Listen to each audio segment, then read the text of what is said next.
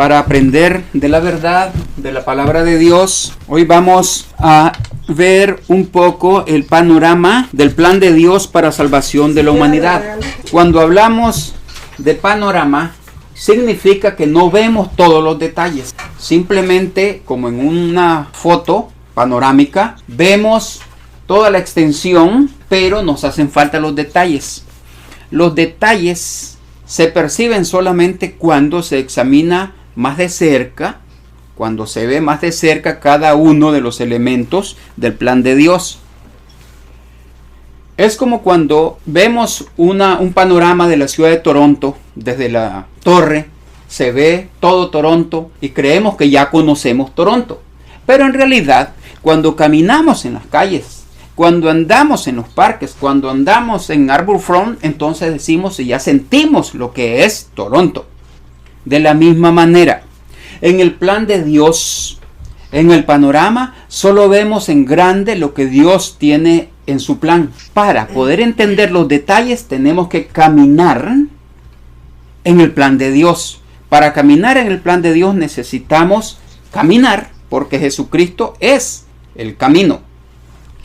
En otras palabras, para que entendamos el plan de Dios en su integridad, tenemos que guardar lo que Él dice que hagamos para poderle entender. Es la única manera de conocer a Dios, andar a como Cristo anduvo. Para que le demos un seguimiento un poco a lo que es el plan de Dios para la salvación de la humanidad, vamos hoy a concentrarnos un poco en lo que Dios quiere para todos. En 2 de Pedro 3, versículo 9, el Señor no retarda su promesa, según algunos la tienen por tardanza, sino que es paciente para con nosotros, no queriendo que ninguno perezca, sino que todos procedan al arrepentimiento. Luego, en Juan 3, 17, leemos así: porque no envió Dios a su Hijo al mundo para condenar al mundo, sino para que el mundo sea salvo por él.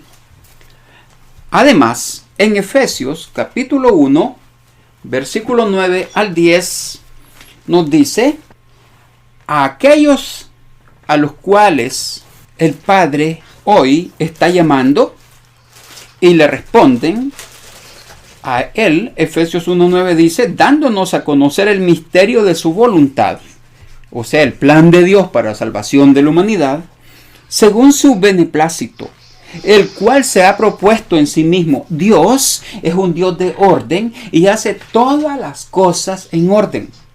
Dios mismo dice que Él no es como alguien que empieza a hacer una casa y la deja a medio camino, sino que Él, desde que pone la base hasta que la concluye, según su beneplácito, el cual se ha propuesto en sí mismo, de reunir todas las cosas en Cristo en la administración del cumplimiento de los tiempos. ¿De cuáles tiempos? De eso es lo que se trata, de los tiempos del plan de Dios, de los tiempos de las fiestas y de los días santos de Dios. Alguien dirá: ¿eso está en el Nuevo Testamento? Absolutamente. De reunir todas las cosas en Cristo en la administración del cumplimiento de los tiempos, así las que están en los cielos como las que están en la tierra. Esa es una condensación. En esos dos versículos está condensado el plan de Dios. Ahora, ¿qué más? ¿Cuál es el panorama del plan de Dios? Eso es lo que hoy vamos a ver. En algún tiempo, y algunos de los argumentos de los que rechazan el plan de Dios es que nos dicen: ese plan de Dios está basado en cosas agrícolas y fue dado a Israel, que era un país agrícola. Eso no tiene nada que ver con nosotros porque somos muy industrializados y muy elegantes con computadoras y todo eso. Pero, ¿quién hizo uso de la siembra, o sea, de la agricultura, para enseñar principios espirituales? En Mateo 13:3 leemos lo siguiente. Mateo 13:3. Jesús, cuando salió de su casa y se sentó junto al mar, les habló muchas cosas por parábolas, diciendo: he aquí, el sembrador salió a sembrar. La siembra y la cosecha están comparadas con la cosecha espiritual de las almas. Si Dios no quiere que ninguno perezca, y si Dios mandó a Jesucristo para salvar a todo el mundo, para que no perezcan, entonces, ¿por qué hoy en este mundo hay más maldad que bien? ¿Por qué la minoría es la que conoce la verdad? La inmensa mayoría están todavía bajo el mal y bajo el dominio de Satanás. ¿Cómo es y cuándo es que Dios salvará a todo el mundo? El mundo que Él no quiere que ninguno perezca. Como dice Mateo 13:9, el que tiene oídos para oír, oiga. Jesucristo, el sembrador, compara la siembra a cosecha espiritual. Vamos a ver entonces en el plan de Dios cómo Dios siempre hizo uso, hasta hoy, en el Nuevo Testamento, en el Nuevo Pacto, de las cosas agrícolas, de las cosechas, para ilustrar su plan.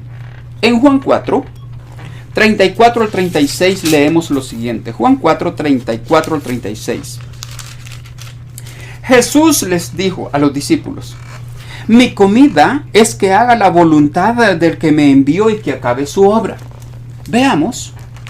Dios el Padre diseñó un plan desde el principio, pero es Jesucristo el que lo empezó y lo concluye.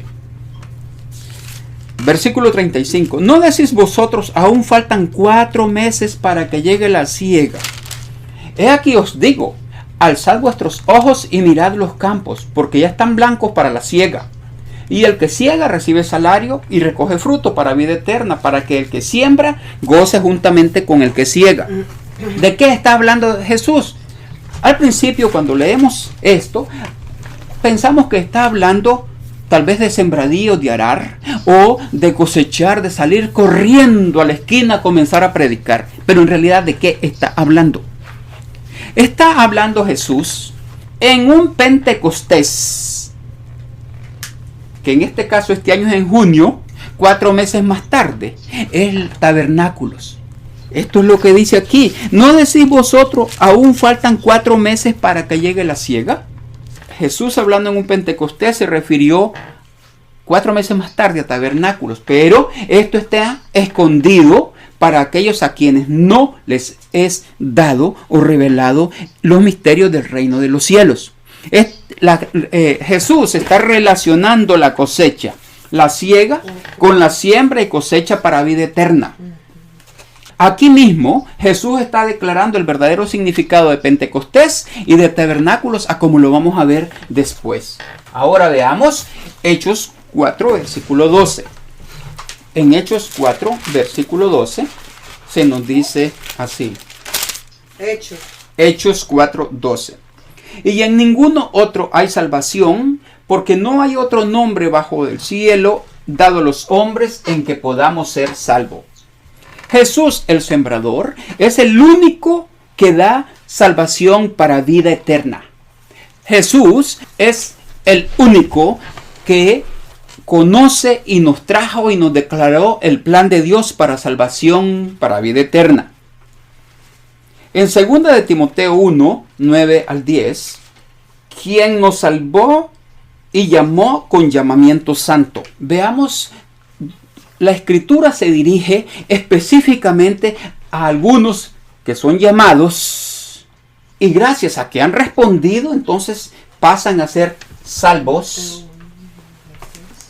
Y se nos dice quien nos salvó y llamó con llamamiento santo, no conforme a nuestras obras. No hay nada que podamos hacer para merecer que Dios nos llame, sino según el propósito suyo. Dios tiene un propósito, en otras palabras, tiene un plan. Y la gracia que nos fue dada en Cristo Jesús antes de los tiempos de los siglos. Volvemos, Dios tiene un orden, tiene un plan de salvación desde antes de los tiempos de los siglos, pero que ahora ha sido manifestada por la aparición de nuestro Salvador Jesucristo, el cual quitó la muerte y sacó a la luz la vida y la inmortalidad por el Evangelio.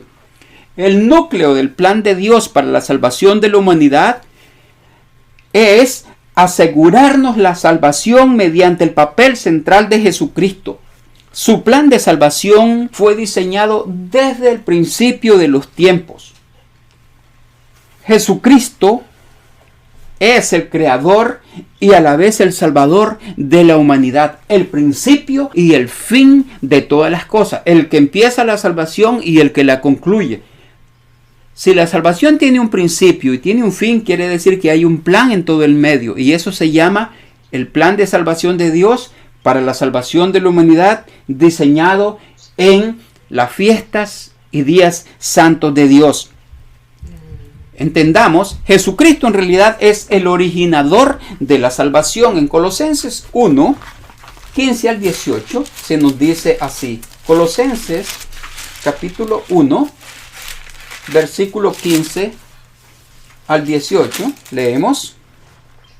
Jesús es la imagen del Dios invisible, el primogénito de toda creación, porque en Él fueron creadas todas las cosas, las que hay en los cielos y las que hay en la tierra, visibles e invisibles, sean tronos, sean dominios, sean principados, sean potestades.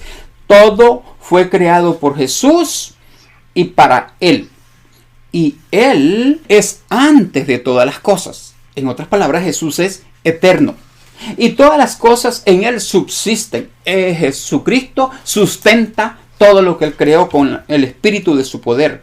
Y Cristo y Jesús es antes de todas las cosas y todas las cosas en Él subsisten. Y Él es la cabeza del cuerpo, que es la iglesia. Él que es el principio, el primogénito de entre los muertos, para que en todo tenga la preeminencia. Jesucristo es el originador de todas las cosas. Las fiestas y días santos de Dios anuncian los tiempos exactos, paso a paso, del plan de Dios para la salvación. En Colosenses capítulo 2, versículo 16, leemos así. Colosenses 2:16. Por tanto, nadie os juzgue en comida o en bebida. Pablo, escribiéndole a los colosenses, recuerden que eran gentiles que comenzaron a guardar las fiestas santas de Dios, y Pablo les dice, nadie os juzgue en comida, en bebida, o en cuanto a días de fiestas, en cuanto a luna nueva, o días de sábado. Os días de sábado, y es en plural. No es singular, días de sábados. Todo lo cual es sombra de lo que ha de venir. En la traducción correcta, ustedes ya saben, la mayoría, sino el cuerpo de Cristo. ¿Qué es o qué son los días de fiesta, la luna nueva y días de sábados? Sombra de lo que ha de venir. En otras palabras, estos son días que anuncian las cosas que van a suceder, no lo que ya pasó. Ahí dice muy claramente de lo que ha de venir. Para poner un ejemplo físico, si yo me pongo de pie aquí, ahí está la luz, yo estoy de pie aquí, ahí está la sombra. Para que esa sombra se refleje allá, yo tengo que existir. Las fiestas de Dios anuncian lo que va a suceder. Exactamente eso es lo que dice Colosenses 2:16. Pero los teólogos, los ministros, los protestantes, todo lo interpretan mal, y ellos dicen, nadie juzgue, ya no hay que hacer esas fiestas, cuando exactamente dice lo contrario. Veamos cuál es el propósito y significado en el Antiguo y en el Nuevo Testamento de la fiesta santa de Dios. En Éxodo 31, 13 al 14, leemos lo siguiente. Éxodo 31, 13 y 14. Notemos con cuidado. Tú hablarás a los hijos de Israel diciendo, en verdad vosotros guardaréis mis días de sábados. Ahí es en plural. Vosotros guardaréis mis días de sábados. ¿Por qué? Porque se está refiriendo a los sábados anuales, las fiestas santas de Dios. ¿Y qué son estos sábados anuales? Porque es los sábados anuales los que despectivamente llaman aún los de la iglesia de Dios sábados ceremoniales o sábados rituales. Dios dice, guardaréis mis días de sábados. No son ceremoniales, no son rituales, son mis sábados. Porque es señal entre mí y vosotros por vuestras generaciones. ¿Para qué? Para que sepáis que yo soy el Eterno que os santifico. ¿Qué nos dice este pasaje? Aquellos que no guardan los sábados anuales, las fiestas santas de Dios, los días santos de Dios, no son santificados por el Eterno. Porque Dios dice, para que sepáis que yo soy el Eterno que os santifico. Ahora el versículo 14 dice, así que guardaréis el día de sábado. Aquí está hablando ya del sábado semanal. En el versículo 13 es del sábado, de los sábados anuales de las fiestas santas de Dios. En el versículo 14 ya es del sábado semanal, del séptimo día de la semana. Así que guardaréis el día de sábado, porque santo es a vosotros. El que lo profanare de cierto morirá. Porque cualquiera que hiciere obra alguna en él, aquella persona será cortada de en medio de su pueblo. Bien, como vemos, la Biblia claramente define días sábados en plural y día de sábado en singular. El sábado semanal y los sábados anuales. ¿De qué estamos hablando? Estamos hablando de la Pascua, de los panes sin levadura, de Pentecostés, trompetas, expiación, tabernáculos y el último día. Ahora vamos a ver qué significa en concreto cada una de estas cosas.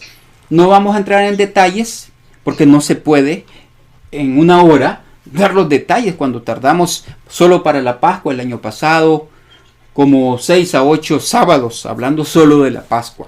Pero ahora vamos a tratar de concretar cada una de estas fiestas en concreto. La Pascua se celebraba o se celebra el 14 de Nisan, al principio, en la noche del 14 de Abib, del primer año, del primer mes del calendario sagrado. Eso es lo que Dios, las instrucciones de Dios en Éxodo 12, 3 al 6, donde nos dice, hablad a toda la congregación de Israel diciendo, en el 10 de este mes tómese cada uno un cordero según las familias de los padres, un cordero por familia. Mas, si la familia fuera tan pequeña que no baste para comer el cordero, entonces él y su vecino inmediato a su casa tomarán uno, según el número de las personas, conforme al comer de cada hombre haréis la cuenta sobre el cordero. El animal será sin defecto, macho de 1 año, lo tomaréis de las ovejas o de las cabras, y lo guardaréis hasta el día 14 de este mes, y lo inmolará, lo sacrificará toda la congregación del pueblo de Israel entre las 2 tardes. No vamos a entrar en detalle, pero entre las 2 tardes significa entre el momento que el sol se pone hasta el tiempo que se oscurece, lo que se llama la víspera de la tarde.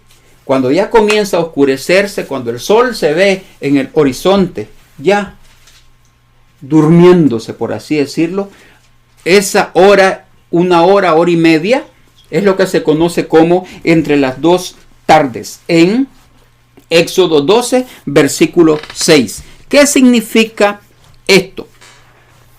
430 años antes, de acuerdo a Génesis 15, Dios le prometió a Abraham que uno de su propia simiente sería el heredero, en este caso Isaac. Y Dios le dijo a Abraham que día por día, 430 años más tarde, su gente saldría de Egipto. Eso fue en el 15 de Nisan, pero el 14, en el día 14, Dios les dijo que tenían que sacrificar un cordero. En la casa donde no estuviera la sangre, el primogénito iba a morir. Jesucristo celebró, guardó ese día. Él es el Cordero de Dios que quita el pecado del mundo. Y Él tomó nuestro lugar. Siendo Él el Creador, se entregó a sí mismo como el Cordero de Dios. Porque aquel Cordero de aquella fiesta fue la salvación para los primogénitos. El Cordero de Dios que quita el pecado del mundo es nuestra salvación. Notemos el paralelo exacto y el simbolismo. La revelación del amor de Dios, como nos dice Juan 3:16, de tal manera amó Dios al mundo que ha dado a su Hijo unigénito para que todo aquel en él crea pueda no perderse si obedece, sino que tenga vida eterna.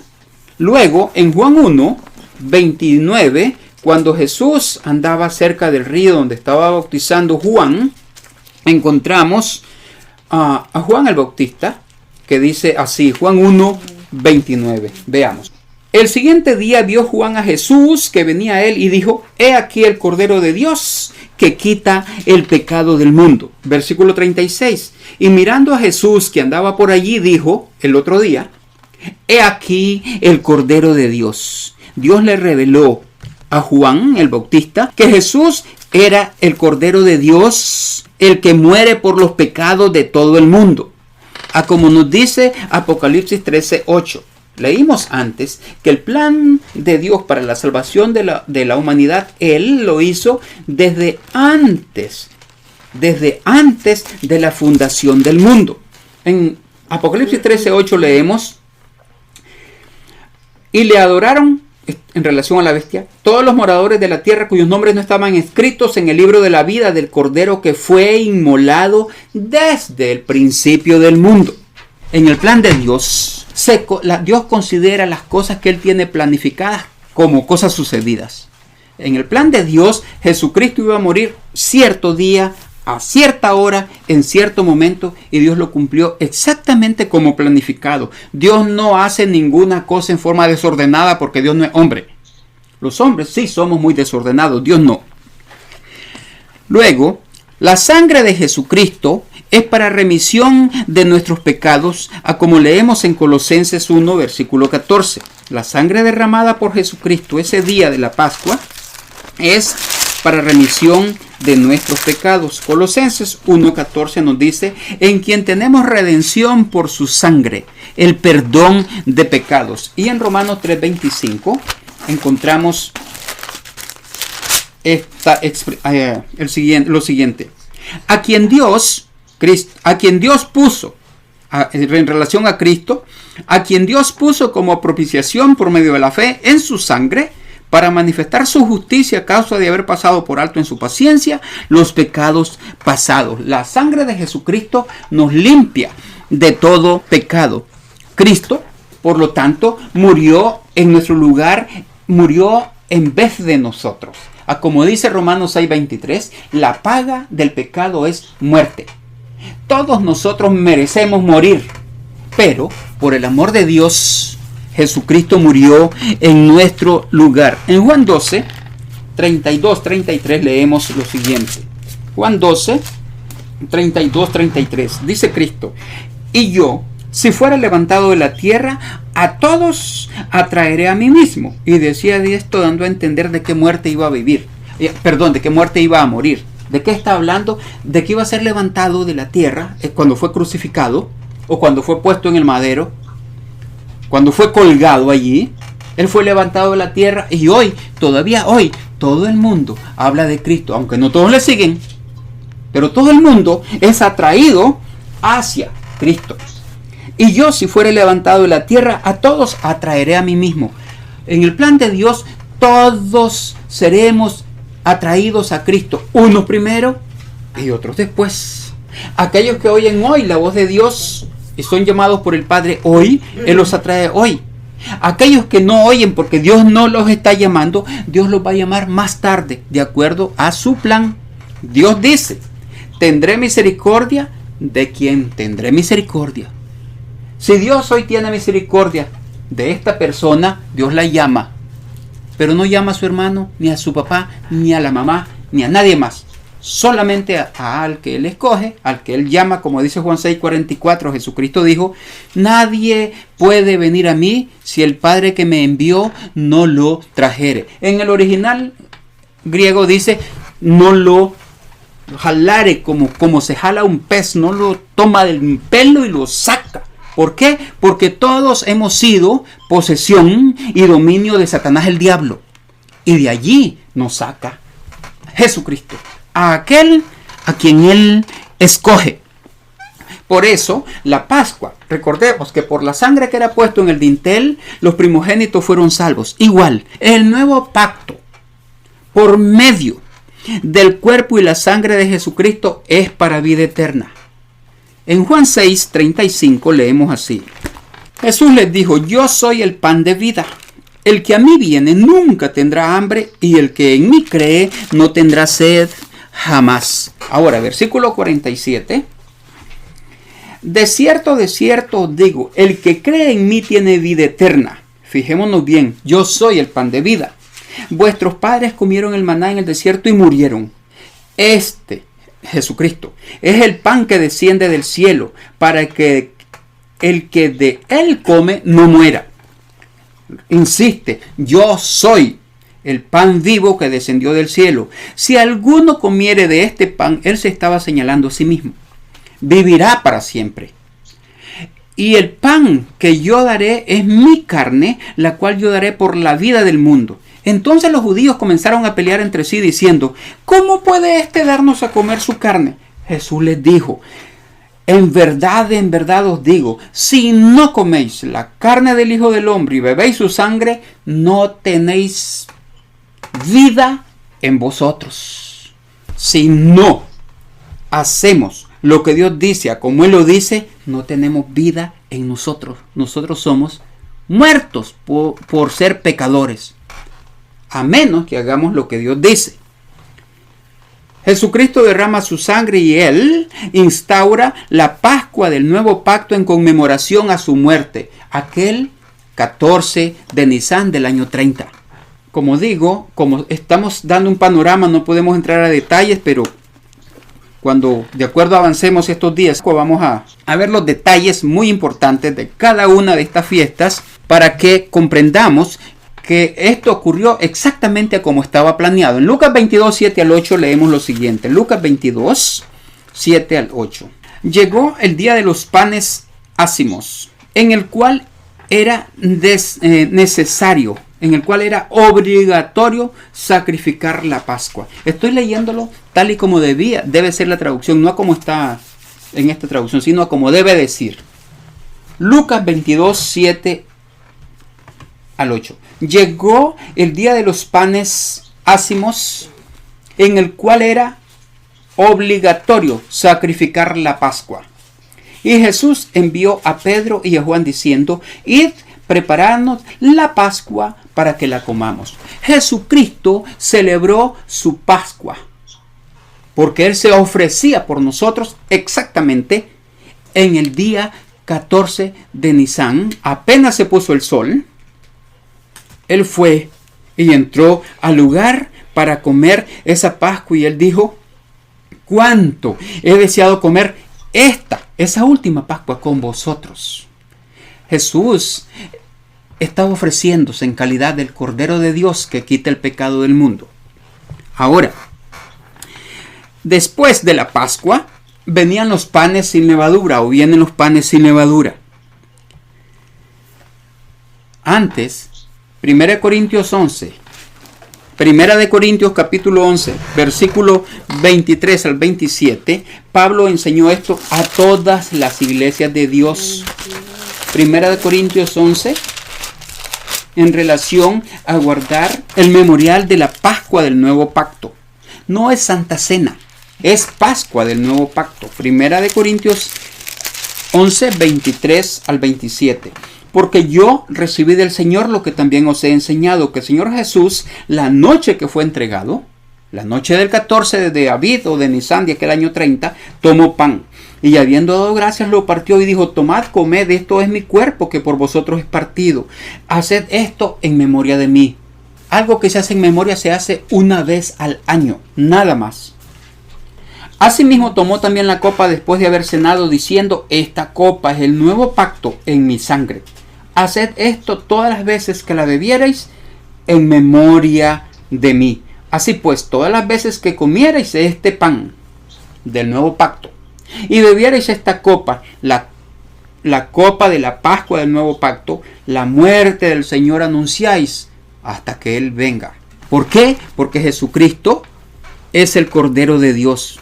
Ahora, no vamos a dejar a Jesucristo colgado en la cruz, muerto por nosotros, porque Él resucitó, y eso es lo que significa, y eso es lo que viene ahora, los panes sin levadura, la representación exacta de lo que ocurrió. Vamos a ver un poco apenas vamos a ver un poco de los panes sin levadura. Los panes sin levadura había que guardarlos del 15 al 21 del mes de Nisan, según Levítico 23, 6 al 24. No lo vamos a leer porque se nos hace, toma un poco de tiempo, pero eso significa en el Antiguo Testamento el pacto de Dios con Abraham ratificado por Dios. Recordemos, el pacto que Dios hizo con Abraham, solo Dios pasó por en medio de los animales que habían sido sacrificados. Abraham no pasó. Cuando le vino el gran sueño en Génesis 15, Dios pasó en medio de los animales quedaron totalmente consumidos. Quien es nuestro Señor Jesucristo fue el que pasó entre los animales y Él, bajo ese pacto, se llama el pacto de maldición, Él pasó por los animales cortados, ofreciéndose y jurando por sí mismo, porque no había uno mayor que Él, jurando por sí mismo que Él pondría su vida por nosotros. Eso fue 430 años antes de que Israel saliera de Egipto, la noche del 15 de Nisan. Ahora, en la fiesta de los panes sin levadura, en el Antiguo Pacto, en el Antiguo Testamento, Dios guía a Israel fuera de Egipto y lo introduce a la tierra prometida. Ahora, de acuerdo al Nuevo Testamento, los cristianos sin levadura, sin pecado, en este caso la levadura simboliza el pecado, otras veces no, pero en el caso de los panes sin levadura, la levadura simboliza el pecado. Los cristianos sin levadura en Cristo Jesús vencen al pecado por el poder del Espíritu de Dios, no por uno mismo, sino por el poder de Dios, como nos dice 1 Corintios 5:7. Veamos, ahí están las dos cosas juntas, tanto la Pascua como los panes sin levadura. 1 Corintios 5:7. Limpiaos pues de la vieja levadura para que seáis nueva masa sin levadura como sois. ¿Por qué? Porque una vez que hemos sido limpiados por la sangre de Jesucristo, Dios nos declara justos, rectos delante de Él, sin levadura, sin pecado. Totalmente Dios nos ha perdonado los pecados pasados. ¿Pero qué dice? Porque nuestra Pascua, que es Cristo, ya fue sacrificada por nosotros. Por eso solo guardamos el memorial del nuevo pacto, el memorial de la Pascua del nuevo pacto, porque Cristo, que es nuestra Pascua, ya fue sacrificada por nosotros. Versículo 8. Así que celebremos la fiesta. ¿Cuál fiesta? La fiesta de los panes sin levadura. No con la vieja levadura, no con pecado, sino con la levadura de malicia, ni con la levadura de malicia, y de maldad, sino con panes sin levadura, de sinceridad y de verdad. No basta con adorar a Dios en cualquier forma.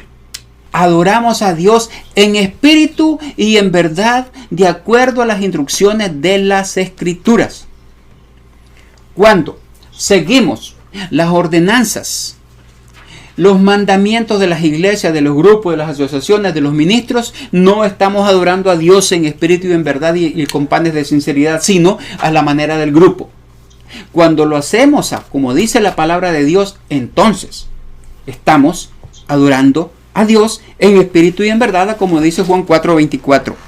Ahora, el cristiano, los panes sin levadura simboliza que el cristiano camina en vida nueva, guardando los mandamientos de Dios por el poder del Espíritu de Dios que mora en la persona. En Romanos 6, versículo 6 leemos así. Romanos 6:6. Este es el simbolismo de los panes sin levadura. Romanos 6:6. Por eso Dios nos dice que las fiestas santas de Dios, los sábados anuales, simbolizan cosas por acontecer, son sombras de cosas a venir. Romanos 6:6. Sabiendo esto, que nuestro viejo hombre fue crucificado juntamente con él, con Cristo en el bautismo, para que el cuerpo del pecado sea destruido, a fin de que no sirvamos más al pecado. Entonces, ¿a quién vamos a servir? Al pecado no.